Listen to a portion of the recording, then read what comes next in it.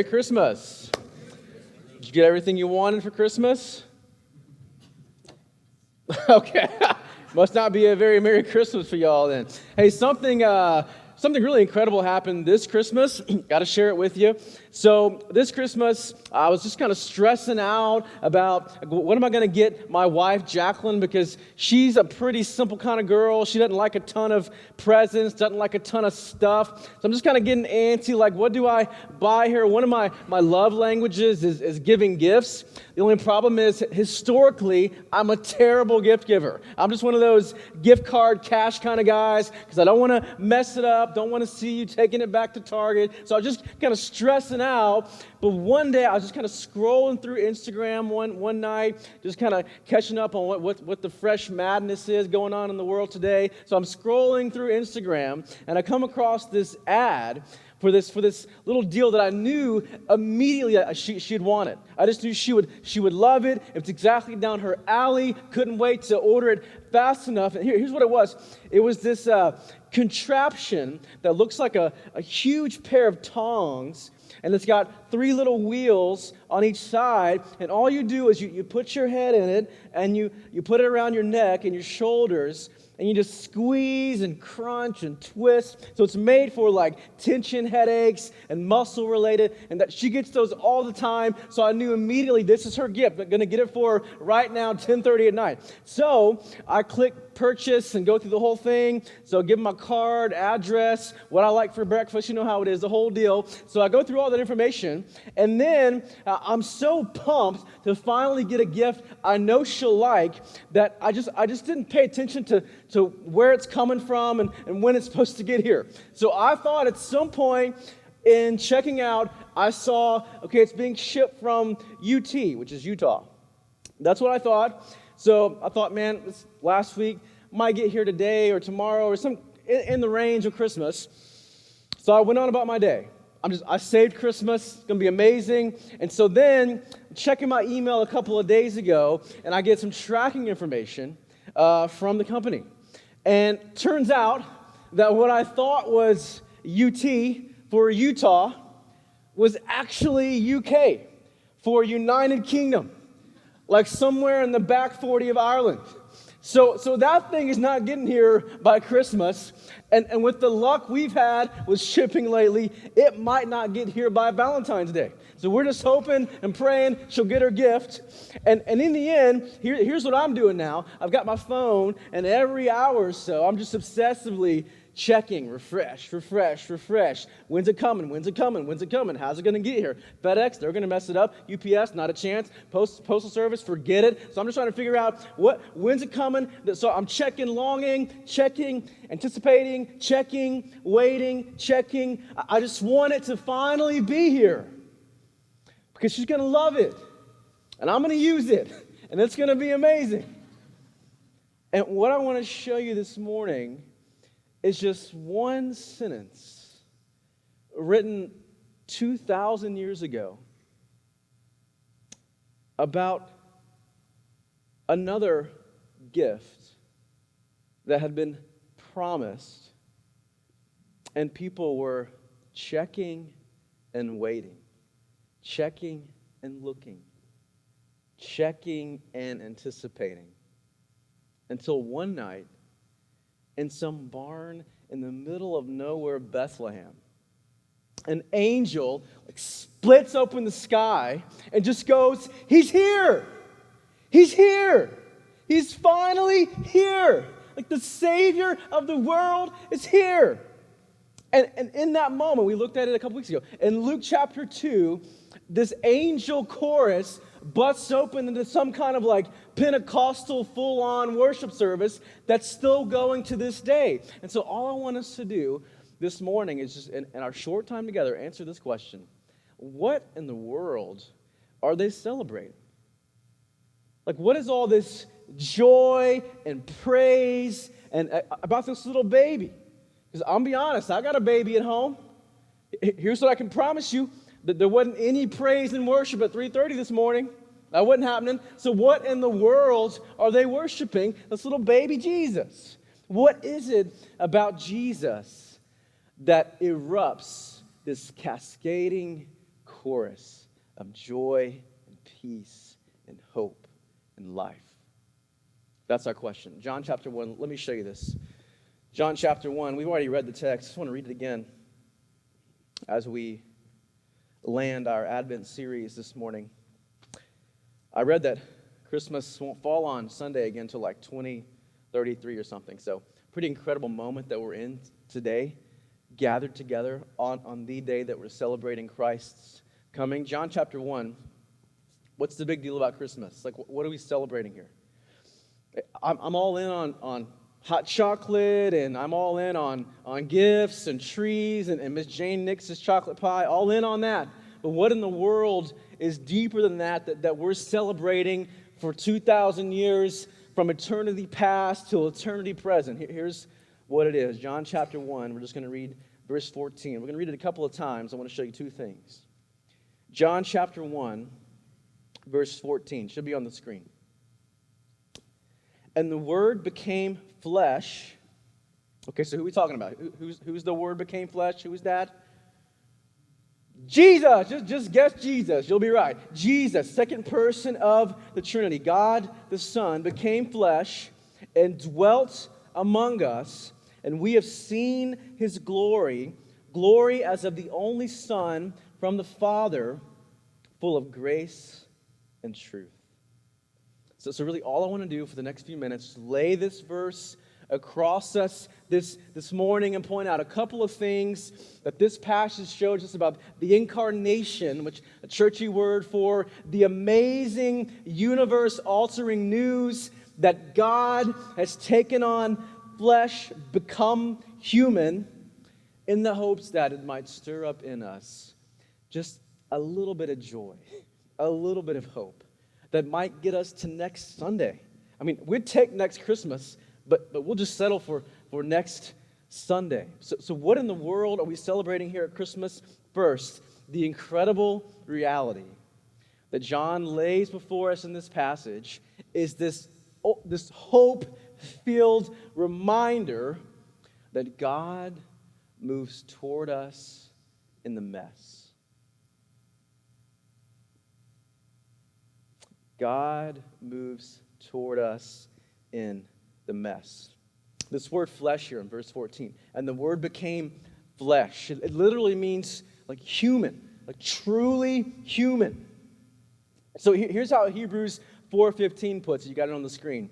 Hebrews, another book written later about this same event, tells us this. Talking about Jesus being truly human, we don't have a high priest, that's Jesus, who is unable to sympathize with our weaknesses. There it is, with our mess. But who in every respect has been tempted as we are, yet without sin. So here's what John's trying to get us to see in verse 14. He's trying to help us get in our guts that Jesus knows what it means to be a human. He knows what it means to be a human, and here's what we all know at some level, regardless of the kind of phoniness we're trying to sift through in our culture. Human experience is messy. Isn't it?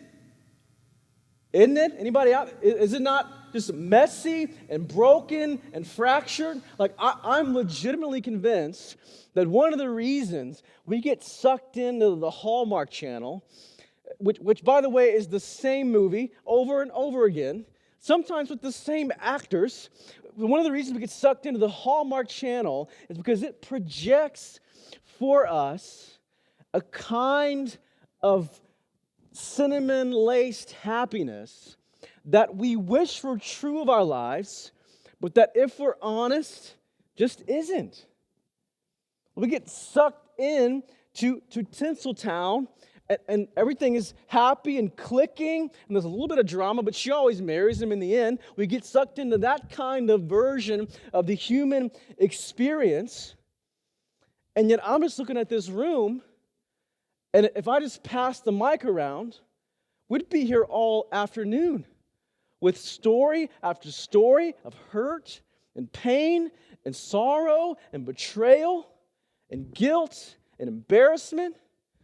Like, so we're just not under any kind of illusion that the human experience is anything less than messy. So I've got a 3-year-old at home, and I hate I missed this. They had a Christmas play at her daycare, a room full of 3-year-olds. So just go ahead and use your imagination what that's like. So Jacqueline was able to go, and she sent me this video. And what they did was they lined them up in the gym, and they had all these chairs for parents. And the play was basically, we're going to try to get all of our older kids to do something. So what they do with 3-year-olds is they got the mic, and the teacher just went around to each little kid, and I don't think they trained them, they just unprompted said, hey, what does Christmas mean to you? Now, 3-year-olds will say anything, so they get to Nora Lynn, our 3-year-old, and they say, hey, Nora Lynn, what does Christmas mean to you?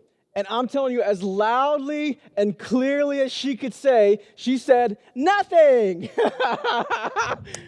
And we just giggle and laugh, like, where did she get that from? And we tell over and over again what Christmas means, nothing. And yet, here's what I'll tell you. For some of us, that's not too far from where we are this Christmas. Like you already heard, for some of us, this is going to be the first Christmas without a parent or a grandparent, brother or sister, child, grandchild.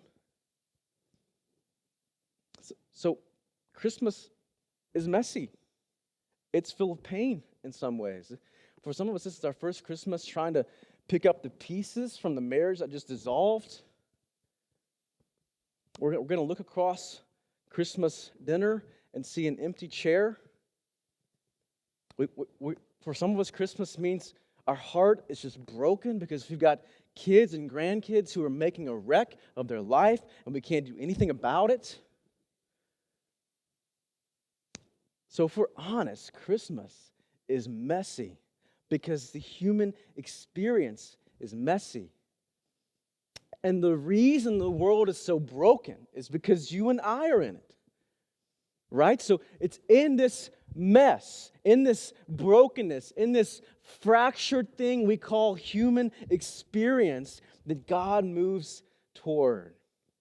One of my favorite stories is John chapter 4. You got this woman at the well who, if you were scrolling her Facebook page, isn't anything pretty there. It's just post after post after post. Different guy every night, different bar every night. If you dig a little further, it just gets uglier. And in that messiness, Christ draws near.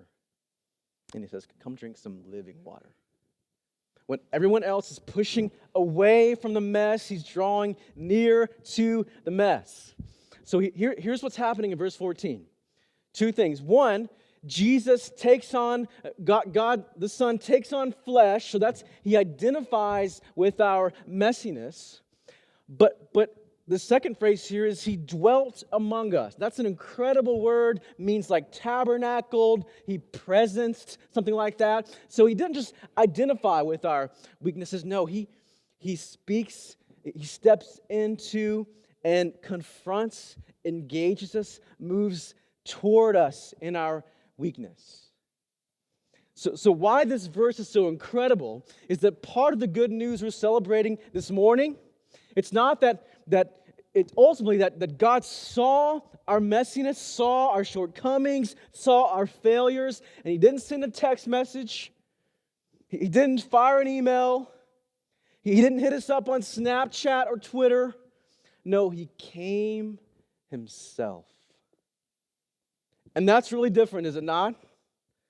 So let me give you a quick illustration. Got to seminary, been there about 6 weeks, was in this class with this beautiful girl who looked like she needed a man in her life. So we're in class together, get toward the end of the semester. I muster up enough courage to ask her out. Her name is Jacqueline. We're married now, but toward the end of the semester, she's about to graduate, so I'm thinking, I got to make a move on this. So I did what any respectable, courageous, genteel Southern dude would do. I asked her out. on Facebook. I would say, hey, what are you doing for finals week? You want to get some coffee or something? And so we went out to the Facebook thing, and we got married, but that's not what we're celebrating Christmas. No, we're not celebrating that God sent someone else, didn't send a prophet, didn't send an angel. No, God, at the pinnacle of human history, took on flesh, stepped into your brokenness, my brokenness, and knocked on the door of all of our shame and all of our guilt and all of our remorse and all of our rebellion and said, hey, I'm here. Would you let me in? I'm here. Would you let me in? I came myself. So that's what we're celebrating here at Christmas, that God doesn't send a proxy or a clone. He comes himself. He moves toward us in our mess. That's the first thing we're celebrating. Second thing and final thing is this. What the angels are going crazy about in Luke 2, and what we're getting in negative 48-degree weather to celebrate here this morning is not just that God moves toward us in our mess. It's that God did for us. Here's the second truth.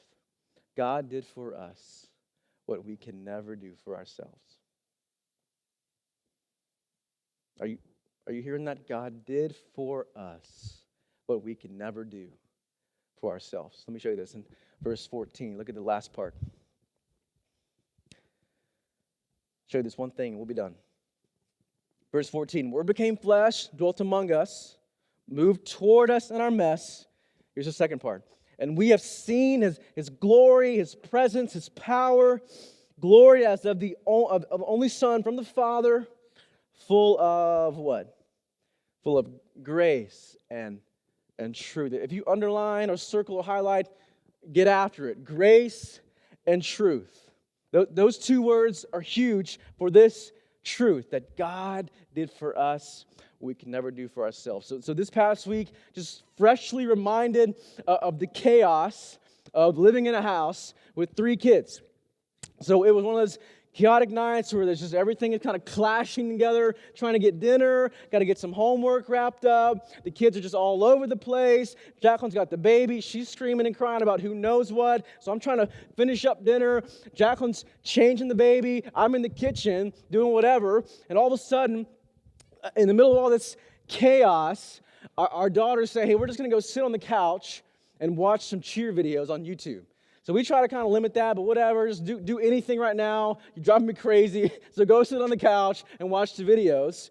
So Jacqueline's in the baby room, and I'm in the kitchen trying to get dinner done, when all of a sudden, we hear this thud. And if you've got kids in your life, you'll instantly recognize this thud because it's the kind of thud that a 3-year-old makes when she falls off the couch and slams her chin on the floor. That kind of thud. So I didn't register at first, like what just happened there? And then Jacqueline heard it, hey, go get her. So our 3-year-old is laying in front of the couch like this, with her chin just like smashed to the floor. And so I just go worst case. She's probably broke everything in her body. So I finally pick her up, and she's not crying that much, but whatever. We go to the bathroom, check her out, and in the middle of kind of check, no bones broken, still got all her teeth. In the middle of all that, we notice there's a good chunk of skin missing from the bottom of her chin. And blood is just kind of going all over her clothes and my clothes. So I immediately realized that there's no Band-Aid on earth that's going to fix this. So what we do is we throw our clothes on, and the urgent care closes in like 20 minutes, and we're like 15 minutes away. So we throw clothes on, I sling her in the van, we just jet to urgent care. We get there with like 10 minutes to spare, and I run in, I throw the car in park, run in, say, hey, my daughter just split her chin open. I don't know if she needs stitches or whatever. Can you help us? And I'm just like panicked and frantic. Can you help us, please? And by the grace of God, the urgent care on Rice Mine is usually like just slammed with sick stuff. But there was no kid in there whatsoever. Like, yeah, we'll see you. So what we needed in that moment, get this, from being panicked, chin open, daddy's going crazy, he's going 90 on Rice Mine. You get there, what we need in that moment is we need grace and truth. Right? We need grace And she especially needs grace that says, hey, it's going to be okay. We're going to fix this. You're fine. But we also need truth. Like, yeah, that's a pretty ugly thing you got there, and we've got to fix that up, and you're going to hurt for a few days, but you're going to be okay. So we needed grace and truth. We need, get in here, we can fix this, and it's going to hurt a little bit. And in a far more spectacular, eternal way, what we're seeing in John 1:14 is God flexing in Jesus His grace and His truth. See, here's a chipper Christmas message. Romans 3:23. What does it say? For all are sucking eggnog and eating, having all the chocolate in the world. No, what does it say? For all have what? Have sinned. Ugh! That's not very Christmassy. And fallen short. They fall short over and over again of the glory of God. That's the truth part. That is what's wrong with you and me, isn't our environment, isn't our kind of nurture. It's just you and me. We're what's wrong with us. We're just broken and wicked and headed for an eternity apart from God. That's the truth. Merry Christmas. But you need the grace. See, if you just get truth without grace, that's devastating.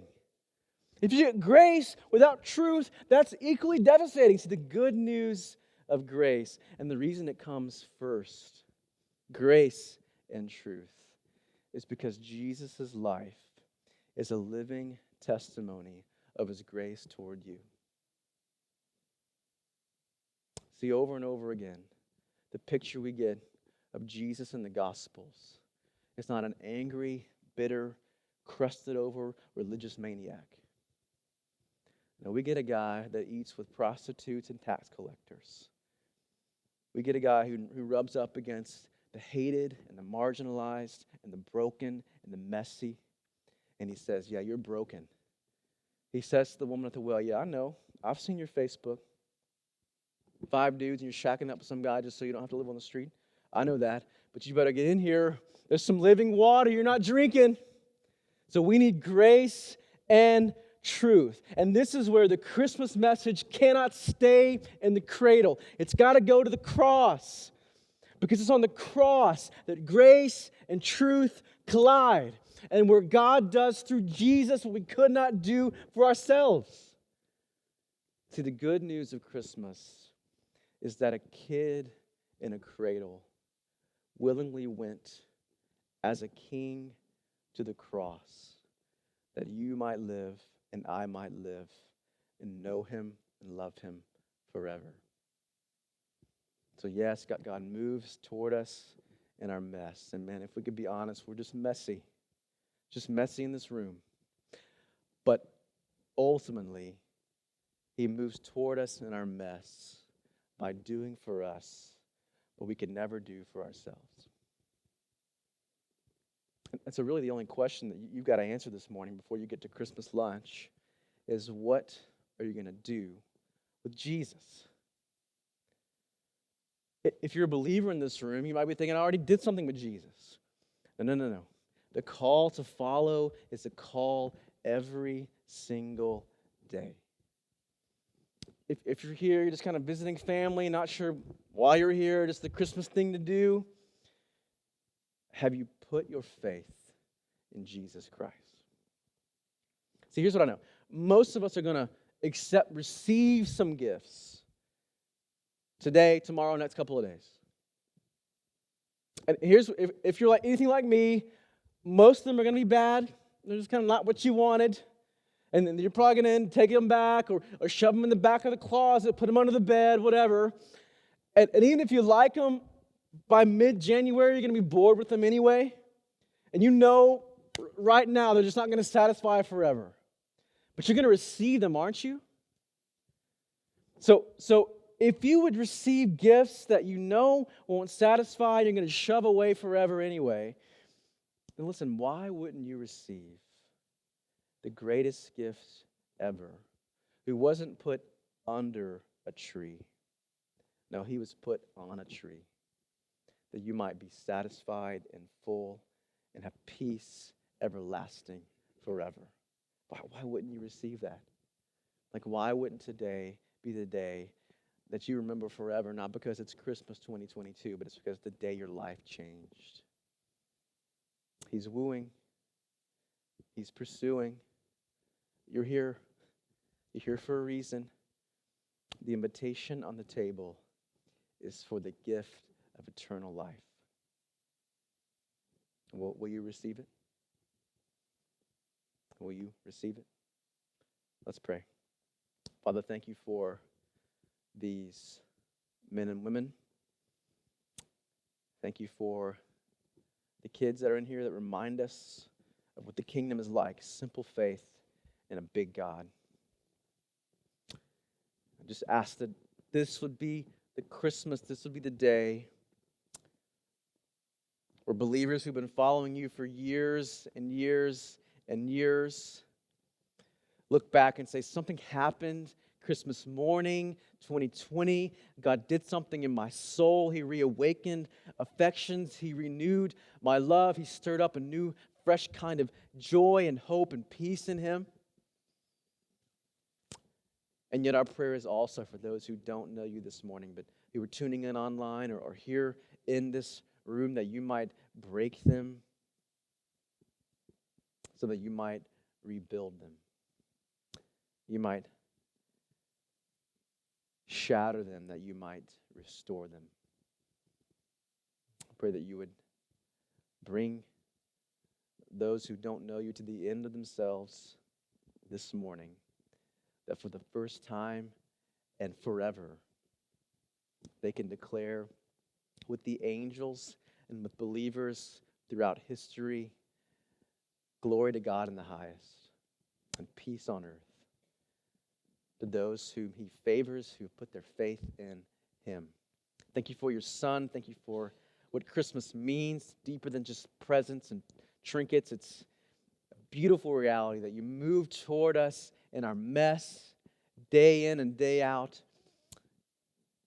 You didn't stay in the cradle. You went to the cross to do for us what we could never do for ourselves. Give us faith, peace, and joy, and hope this Christmas.